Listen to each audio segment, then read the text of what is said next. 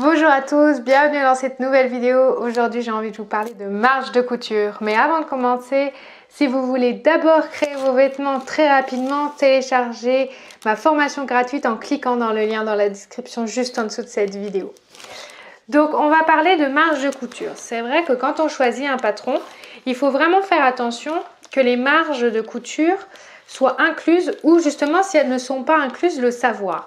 Parce que si elles ne sont pas incluses, il va falloir, lorsque l'on reproduit un patron sur le papier patron, les faire, les marges de couture.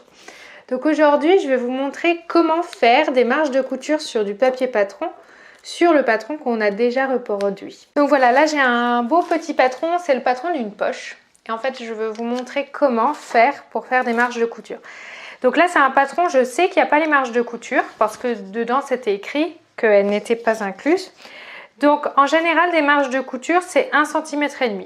Donc il vous faudra une petite règle en métal comme ceci. Et puis votre feutre ou votre crayon papier suivant ce que vous utilisez. Donc en fait, vous allez voir, c'est vraiment plutôt simple de faire des marges de couture. Donc vous voyez, il suffit juste de prendre votre règle, de mesurer 1,5 cm et de faire un petit trait. Et vous allez faire ça tout le long en fait de votre patron. Donc dans les angles, faites bien attention. Moi en général, je fais un petit point. Voilà, je sais que là il y a 1,5 cm. Je fais aussi 1,5 cm ici et 1,5 cm de l'autre côté. Comme ça, je sais que ça c'est l'angle et que je peux tracer mon patron sur le même angle. En fait, cette marge de couture, elle va vous servir, comme son nom l'indique, à faire votre couture. Si vous prenez un patron et que vous n'ajoutez pas la marge de couture, ça veut dire qu'il va y avoir du tissu. Forcément, vous ne pouvez pas faire la couture là où il y a le trait, par exemple ici. Vous allez devoir la faire un peu plus au-dessus. Donc imaginez par ici, 1,5 cm en général, c'est là où on coud la couture. Donc vous allez rétrécir votre patron et si vous l'avez fait à votre taille, donc par exemple moi ici je l'ai fait en taille 40, si je rajoute pas cette petite marge de couture, ça veut dire que le patron que je vais faire, en fait, ça va être plutôt un 38 et plus un 40. Donc, le vêtement que je vais faire va être trop petit. Donc, faites vraiment bien attention à rajouter ces marges de couture si elles ne sont pas. Donc, lisez bien en entier.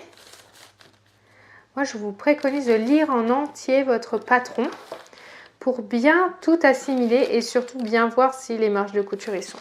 Une fois que vous avez fait tous vos traits le long de ça, moi j'aime bien tracer main levée parce que vous voyez quand il y a une courbe comme ici, comme dans une poche, c'est impossible de refaire avec une règle. Donc tracez à main levée, vous reliez tous vos traits, voilà, un par un. Donc en fait les marges de couture c'est ce qui va être à l'intérieur de votre vêtement. Donc c'est pas important si c'est pas tout à fait bien droit. Ce qui est vraiment important, c'est le patron au milieu. Mais là, ce qui est à l'extérieur, c'est pas très grave si c'est pas droit. Donc vous voyez, hop, quand j'ai mon patron, là, j'ai mon deuxième patron avec mes marges de couture. Hop.